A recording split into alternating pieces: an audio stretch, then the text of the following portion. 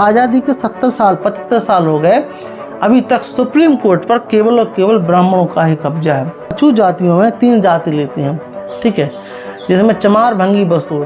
तो अगर जो चमार है वो सोचेगा मैं तो भाई बसोर से ऊंचा हूँ, ठीक है, बसोर सोचेगा मैं तो भंगी से ऊंचा हूँ। लेकिन जो आधुनिक ब्राह्मण हैं वो ये तो बोलते हैं कि भाई हम जाति पाति नहीं मानते हैं, आधुनिक लोग हैं, लेकिन साथ में ये भी बोलते हैं कि आरक्षण खत्म होना चाहिए। हेलो एवरीवन, जय भीम। स्वागत है आप सभी का समता पाठशाला के इस चैनल में।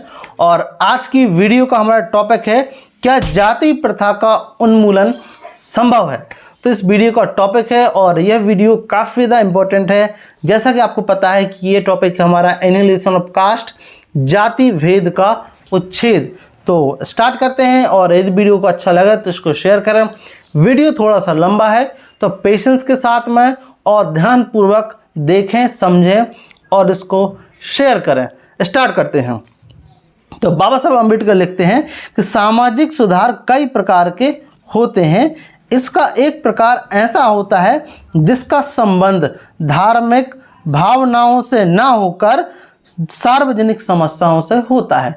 तो यहाँ पर बाबा साहब अम्बेडकर बोल रहे हैं सामाजिक सुधार कई प्रकार के होते हैं जिसका संबंध स्पष्ट बोल रहे हैं कि धार्मिक भावनाओं से ना होकर सार्वजनिक समस्याओं से होता है, जबकि कुछ अनिवार्य रूप से धार्मिक भावनाओं अथवा धर्म विशेष की समस्याओं से जुड़े रहते हैं।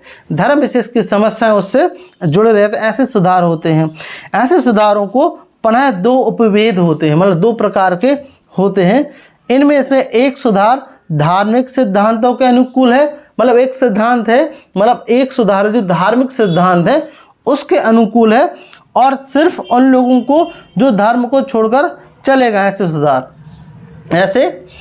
सुधार, ठीक है, पुनः दीक्षित करके अनुगमन के लिए निमंत्रित करते हैं, ठीक है। अब कुछ हिंदी में शब्द ऐसे रहते हैं जो हम खास का यूज़ नहीं करते, तो अनुगमन के लिए निमंत्रित करते हैं। दूसरा सुधार न केवल धार्मिक सिद्धांतों को स्पर्श करता है, बल्कि यह पूर्ण रूप से इन सिद्धांतों के विरुद्ध भी है, ठीक है। इनके समर्थक लोगों को अपने धार्मिक सिद्धांतों की अवहेलना करने का तथा विपरीत आचरण करने के लिए प्रेरित करते हैं। तो ऐसे 2 प्रकार के सिद्धांतों के बारे में हमने डिस्कस किया। आगे बाबा साहब अम्बेडकर लिखते हैं, क्या लिखते हैं, जाति का विनाश इन सबसे भिन्न तीसरे ही प्रकार का सुधार है। तीसरे तरीके का क्या है सुधार है, जाति का विनाश। क्योंकि जाति ऐसे धार्मिक विश्वास का प्रतिफल है, मतलब ऐसे धार्मिक विश्वासों का रिजल्ट है जिन्हें शास्त्रीय मान्यता प्राप्त है। जिन्हें क्या है, शास्त्रीय मान्यता प्राप्त है। और शास्त्र चूंकि अलौकिक प्रतिभा संपन्न ईश्वरीय प्रेरणा वाले संतों और मतलब संत ऋषियों के द्वारा प्रवीण माने गए हैं, अतः उन आदेशों की अवहेलना महापातक के समान है। मतलब ऐसे शास्त्र ऐसी मतलब जाति ऐसी चीज़ है कि जिन्होंने शास्त्रों की मान्यता प्राप्त है, शास्त्रों में, वेदों में, पुराणों में, ठीक है, भगवत गीता में, मनुस्मृति में, स्मृतियों में जातियों का उल्लेख है, मतलब ऊंच नीच की व्यवस्था है, मतलब इन्हें जाति की मान्यता प्राप्त है शास्त्रों के द्वारा, ठीक है। जैसा कि आपको पता है कि ऋग्वेद में ये वर्ण बना है, उनमें वर्णन भी किया गया है कि जो ब्राह्मण है वो मुख से पैदा हुआ, क्षत्रिय भुजाओं से हुआ, जो वैश्य वो जांघ से पैदा हुआ, शूद्र है वो पैर से पैदा हुआ। तो शास्त्रों में ऐसा लिखा है, ठीक है, ऐसा बाबा साहब अम्बेडकर बोल रहे हैं, ठीक है। उनसे मान्यता प्राप्त है जाति की। अन्य धर्मों की अगर हम बात करें, चाहे सिख हो चाहे मुस्लिम हो, इनमें जाति प्रथा है, पिछली बार हमने डिस्कस किया था, लेकिन इन्हें शास्त्रीय मान्यता प्राप्त नहीं है, मतलब शास्त्रों में नहीं है इनके, चाहे वेद हो, ठीक है, मतलब माफ़ करना, जैसे कुरान है या बाइबल है, ठीक है, और गुरु ग्रंथ साहब का जो लेख है, तो उनमें जाति का नहीं, उनमें जाति को ख़त्म करने की बात की जाती है बल्कि, ठीक है। आगे लिखते हैं, क्या लिखते हैं, आगे लिखते हैं, उपयुक्त प्रथम 2 प्रकार के सुधार स्पष्ट और सरल है, मतलब आसान है और सरल है, परंतु तीसरे प्रकार का सुधार अत्यंत कठिन ही नहीं, लगभग असंभव है। मतलब बाबा साहब अम्बेडकर बोल रहे हैं जो तीसरे प्रकार का जो सुधार है कठिन ही नहीं, लगभग असंभव है। हिंदू अपनी सामाजिक व्यवस्था को पवित्र समझते हैं, और ये बात सही भी है, और जाति प्रथा ईश्वरीय विधान की भावनाओं को समाप्त करना आवश्यक है। ठीक है, मतलब ईश्वर विधान को मानी जाती है और इसे खत्म करना काफ़ी ज़्यादा महत्वपूर्ण है। तो बाबा साहब अम्बेडकर बोल रहे हैं, अतः जातियों के साथ जुड़ी पवित्रता तथा ईश्वरीय विधान की भावनाओं को समाप्त करना आवश्यक है। मतलब बहुत ज़्यादा महत्वपूर्ण है।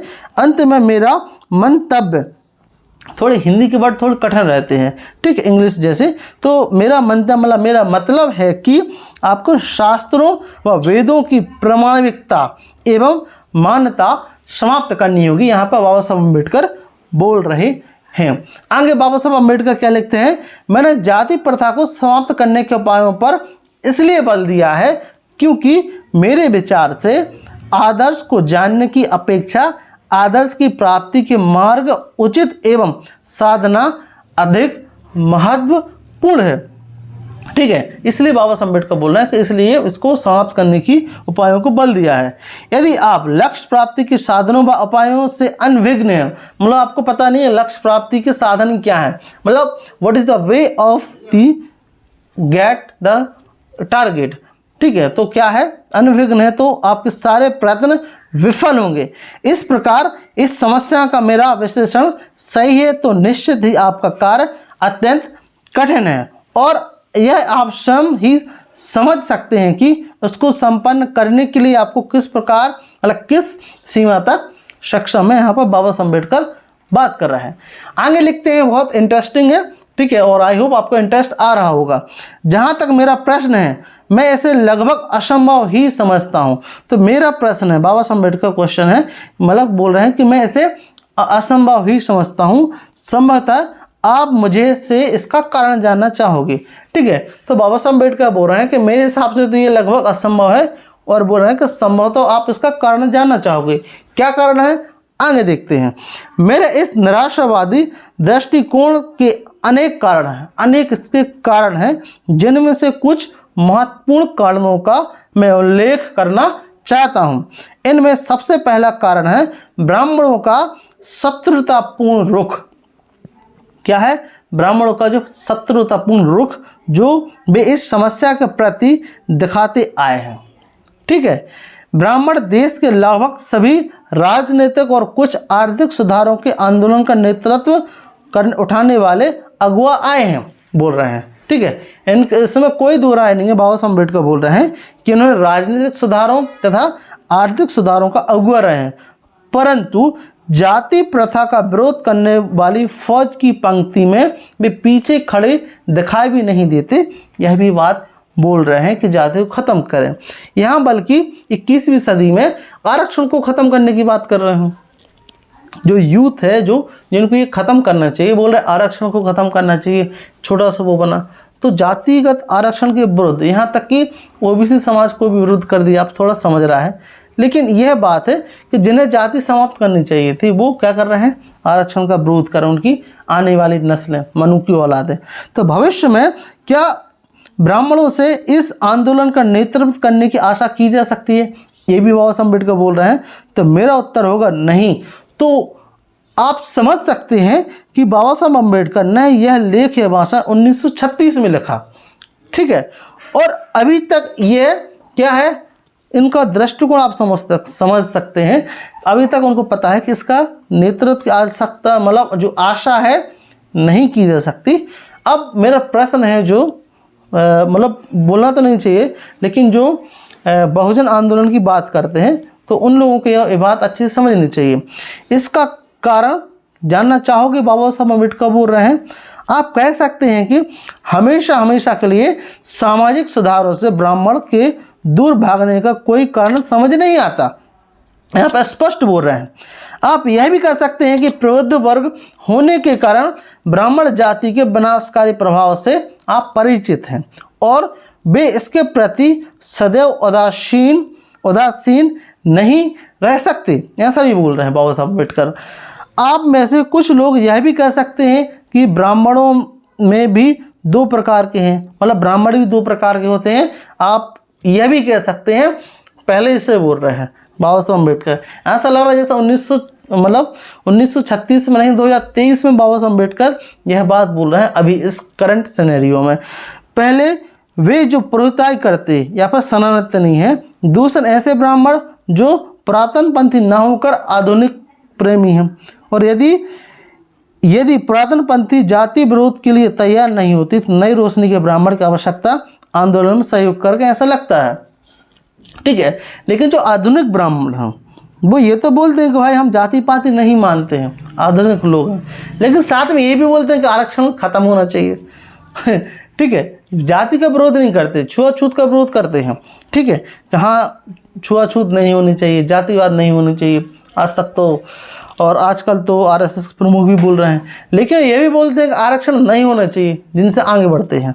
ठीक है, आपके यह सभी तर्क सुनने में बड़े ही सुंदर और का ये शब्द मुझे नहीं यार क्या लिखा, ग्राह्य प्रतीत होते हैं, परंतु इन तर्कों के साथ ये तथ्य भुला दिया जाता है कि जाति प्रथा की समाप्ति में ब्राह्मणों पर ही सबसे प्रतिकूल प्रभाव पड़ने वाला है। ठीक है, जो प्रतिकूल प्रभाव उन्हीं पे पड़ेगा, क्योंकि जब जाति प्रथा समाप्त हो जाएगी तो कोई ऊंचा नीचे नहीं रहेगा।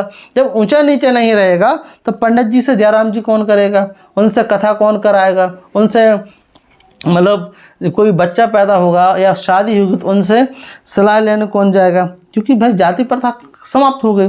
ठीक है, तो इस तथ्य को ध्यान में रखते हुए यह आशा करना उचित होगा कि ब्राह्मण जाति को नष्ट करने का लक्ष्य रखने की किसी आंदोलन का नेतृत्व करेंगे। यह आशा करनी चाहिए। आगे क्या लिख रहे हैं, आपकी नई रोशनी के ब्राह्मणों पर टिक जाती है। अब आपकी आशा है जो नई रोशनी के ब्राह्मण, मैं फिर से बोल रहा हूँ, उन पर टिक जाती है कि हम तो जाति पाति मानते नहीं हैं, छुआछूत देखो हम तो हमारे साथ मतलब ब्राह्मण भी खा रहा साथ में, और हरिजन बोलते हैं अपने आप को, या फिर एससी का व्यक्ति भी खा रहा। ठीक है, परंतु उनसे क्या आशा करना उचित है? तो बाबा साहब अम्बेडकर बोल रहे हैं आज के सिनेरियो में समझना, क्योंकि इसका आंदोलन इस प्रकार के पुरातन पंथी ब्राह्मणों के विरुद्ध ही होगा।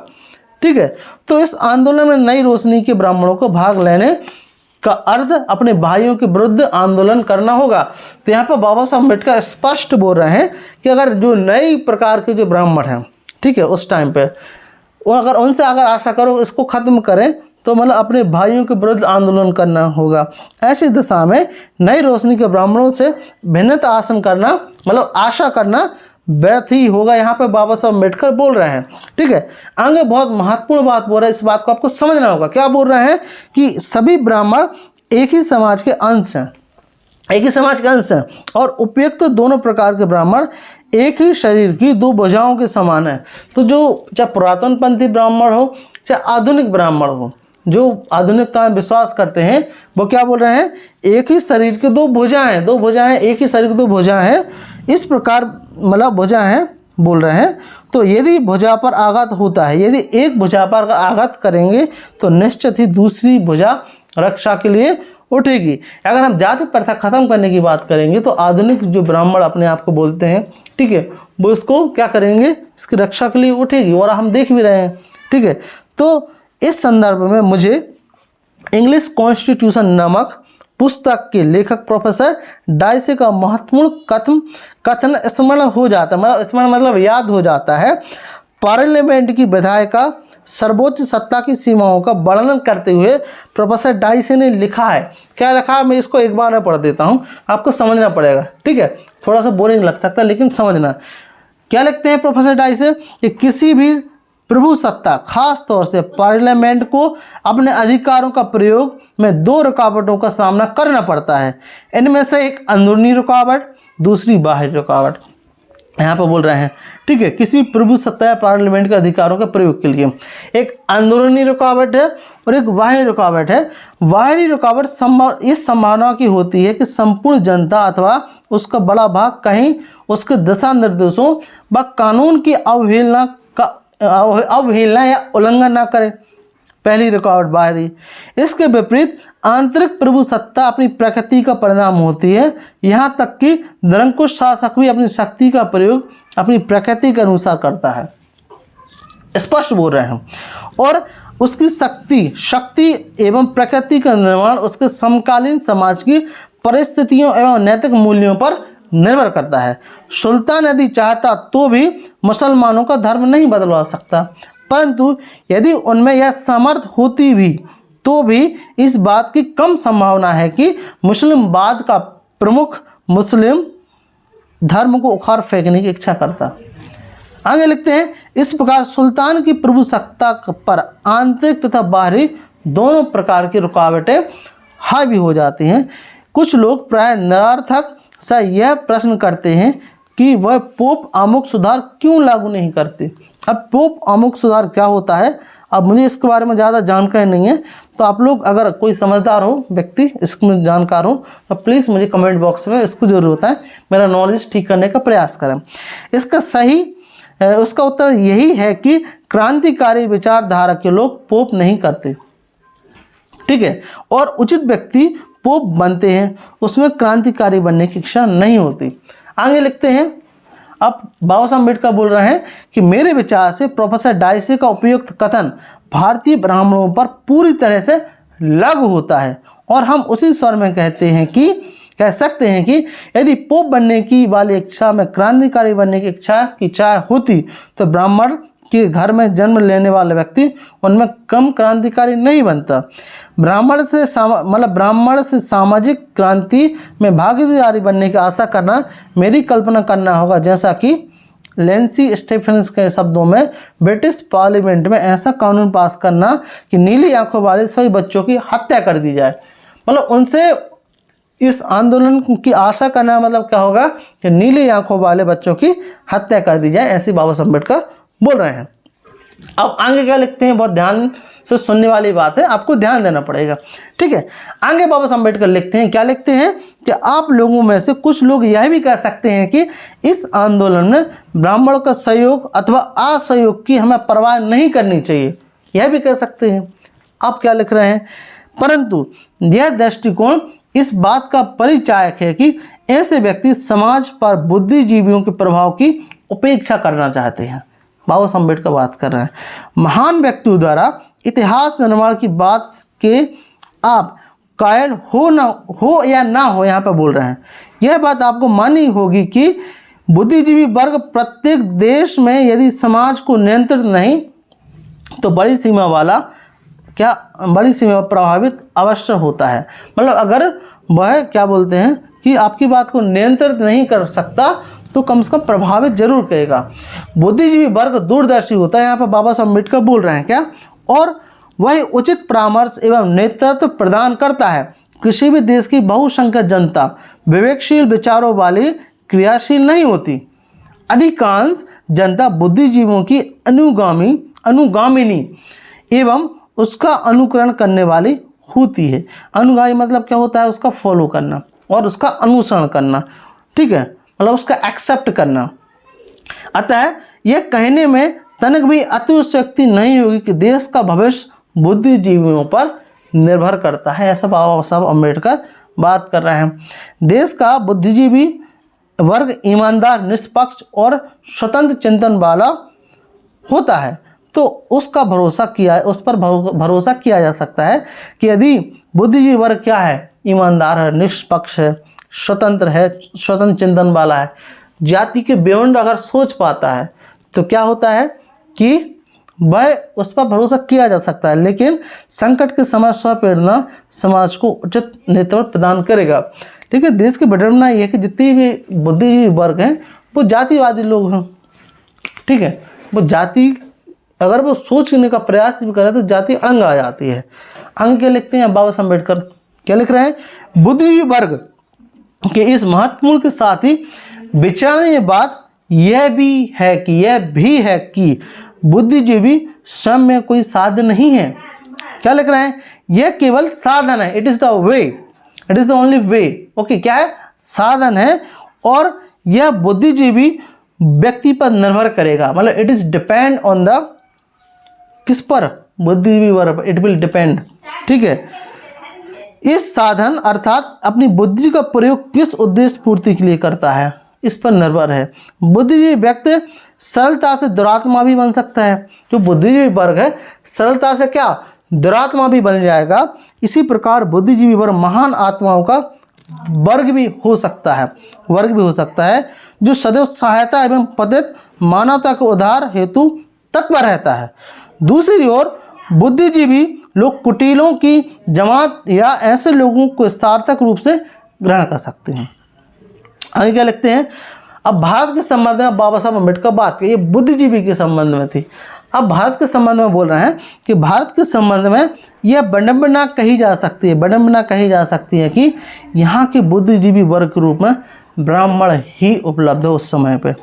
खेद का विषय है कि भारत में बुद्धिजीवी तथा वर्ग जाति एक दूसरे के पर्यायवाची बनी हुई है। बुद्धिजीवी वर्ग और ब्राह्मण एक दूसरे के पर्यायवाची बनी हुई है उस समय पर बाबा साहब अम्बेडकर बात कर रहे हैं। और यह कि यहाँ बुद्धिजीवी वर्ग एकमात्र ब्राह्मण जाति में सिमट कर रह जाता है और इस नाते भारत का बुद्धिजीवी वर्ग देश के हितों के रक्षक करने वाले की अपेक्षा करने जाति विशेष की आकांक्षाओं एवं हितों के सार्थक मतलब संरक्षक बनने में रुचि रखता है। उसका ये रुचि नहीं है कि देश में हित होना चाहिए, वो ये चाह रहा है कि एक जाति का विशेष होना चाहिए। तो अगर वो सोचे तो जाति उसमें बीच में अड़ंगा आ जाता है। इसलिए आजकल जो देखा है कि ओबीसी अभी तक जज नहीं बना, एससी जज नहीं बना, हो सका देखा बन गया होगा, लेकिन 17 सालों में सुप्रीम कोर्ट में आरक्षण नहीं मिला तो क्या वो भी क्या बना, वही जज बना। सबको मौका नहीं मिला, एक ही जाति के बुद्धिजीवी वर्ग, ठीक है। अभी तक कोई दलित प्रधानमंत्री नहीं बना एससी वर्ग से, कमजोर वर्ग से। यही कारण है बहुत देश की रक्षा के लिए मतलब देश के बीच में जाति बीच में आ जाती है। तो खेदजनक होती भी यह यथार्थ स्थिति है कि भारत का ब्राह्मण यहाँ का बुद्धिजीवी वर्ग तो है, लेकिन शेष हिंदुओं द्वारा पूजनीय भी माना जाता है।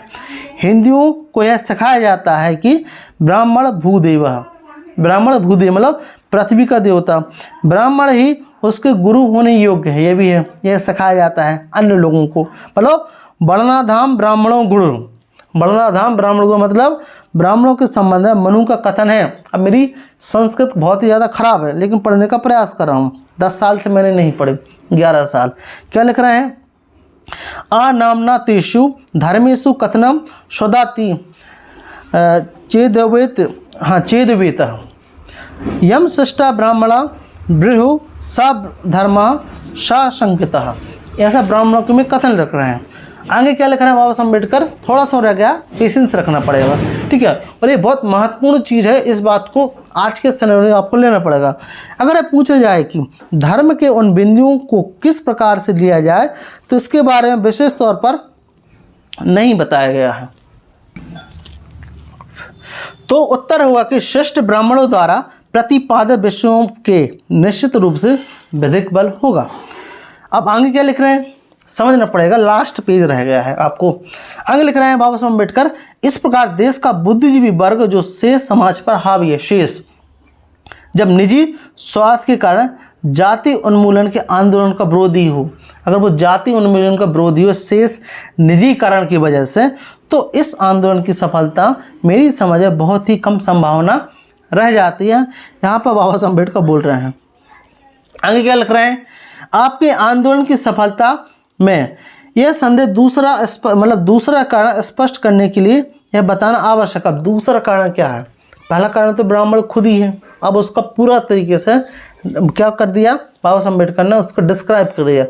दूसरा कारण बहुत ही ज़्यादा महत्वपूर्ण है। क्या कारण है कि जाति प्रथा के 2 पहलू होते हैं। कितने?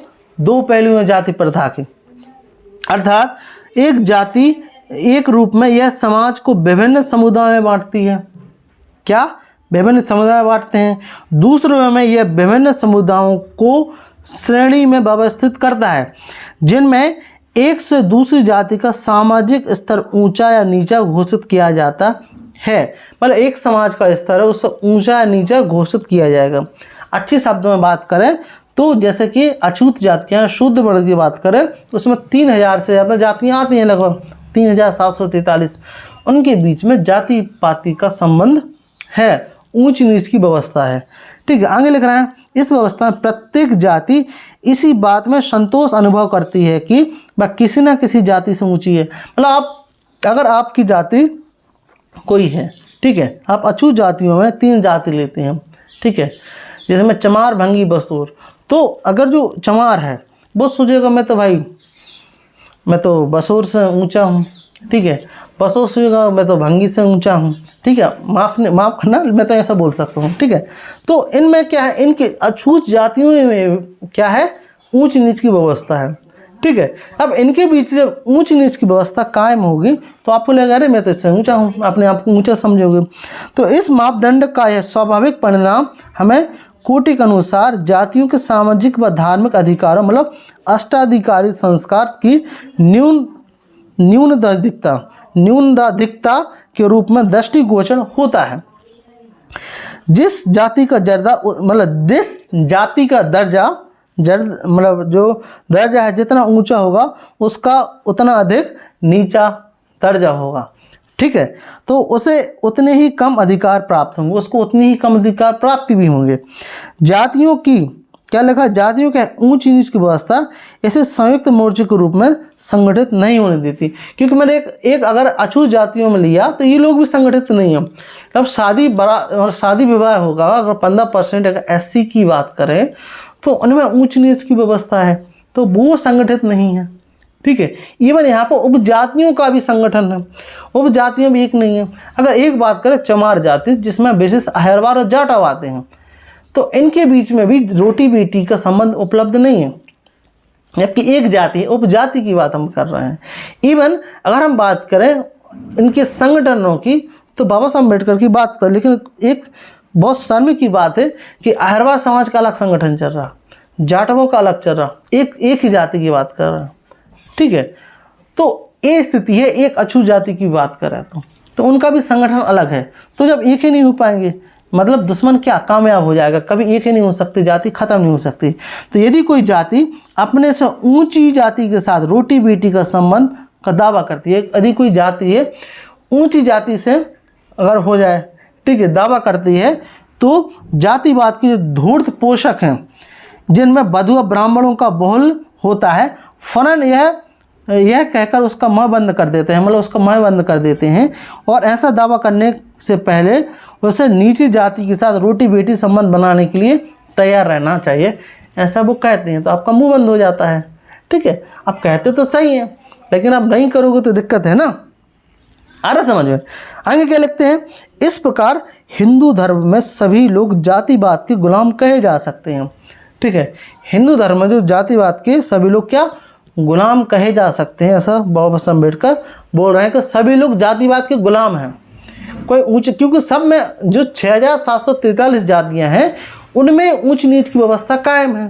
तो हम अकेले ब्राह्मण को दोष नहीं दे सकते ना, क्योंकि भाई वो तो कर ही रहा है लेकिन आप भी कर रहे हो, तो इसमें सभी दोषी हैं। इसमें क्या है, सभी दोषी हैं। मतलब जितना जातिवादी ब्राह्मण है जिसको हम ब्राह्मण को दोष देते हैं उतना आप भी जातिवादी हैं। अगर आप जातिवादी नहीं हो तो भाई करो भाई रोटी बेटी का संबंध, कम से कम उसको पास में ही बैठा लो, नहीं करते। आगे क्या लिखते हैं, लेकिन विश्व की अन्य गुलाम प्रथाओं की भांति इस गुलामी में भारत का दर्जा बराबर नहीं होता है, क्योंकि मतलब क्या लिख रहे हैं, कार्ल मार्क्स ने अपने समय में सर्वहारा वर्ग की क्रांति के लिए आह्वान करते हुए कहा था, कार्ल मार्क्स ने, कि क्रांति के फलस्वरूप तुम्हें केवल अपनी दासता की बीड़ियाँ खोल ली हैं, अपने जो दास हैं उनकी बीड़ियाँ खोल ली हैं। भारत की इस भारतीय व्यवस्था में गुलामी की बीड़ियों को इतनी खूबसूरती से, अब बाबा साहब अम्बेडकर रख रहे हैं, गुलामी की बीड़ियों को इतनी खूबसूरती से सामाजिक व धार्मिक अधिकारों का रूप दे दिया गया है, सामाजिक और धार्मिक अधिकारों का रूप दे दिया गया है कि यहाँ क्या लिखा कि यहाँ कार्ल मार्क्स का उपयुक्त नारा बेकार हो जाता है, बेकार नारा है भारत में, क्योंकि यहाँ प्रत्येक जाति को अपने से नीची जाति की तुलना में विशिष्ट अधिकारों की हानि की शंका है कि अगर जाति खत्म हो जाएगी तो मैं बड़ा कैसे रहूँगा, हानि की शंका है।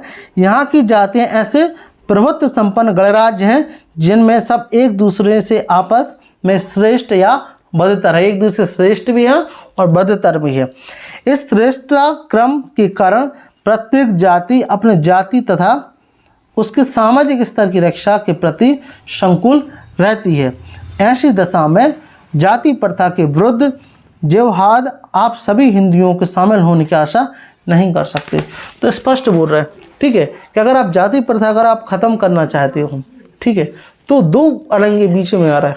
पहले तो बोला कि सिर्फ ब्राह्मण ही हैं, दूसरा कारण यह है, कि अभी अगर आधुनिकता में अगर हम मान लें कि चलो ठीक है वो साथ है, तो दूसरा कारण आपसी में जो जाति भेद का है, ऊंच नीच की व्यवस्था है, दूसरा कारण ये है कि ये भी अड़ंगा आ जाता है जाति व्यवस्था को ख़त्म करने के लिए। इसलिए बाबा साहब अम्बेडकर बोल रहे हैं कि लगभग असंभव सा प्रतीत होता है।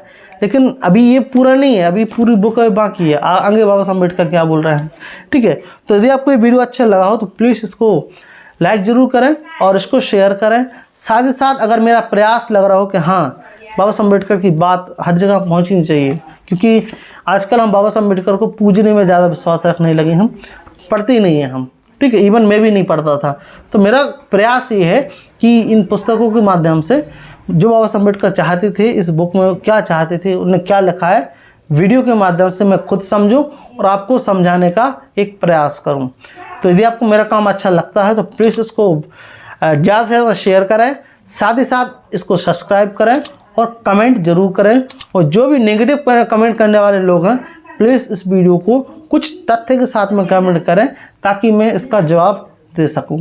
तो मिलते पर इसी प्रकार के नेक्स्ट टॉपिक के साथ में। जय भीम, जय भारत, नमो बुद्धाय, जोहार।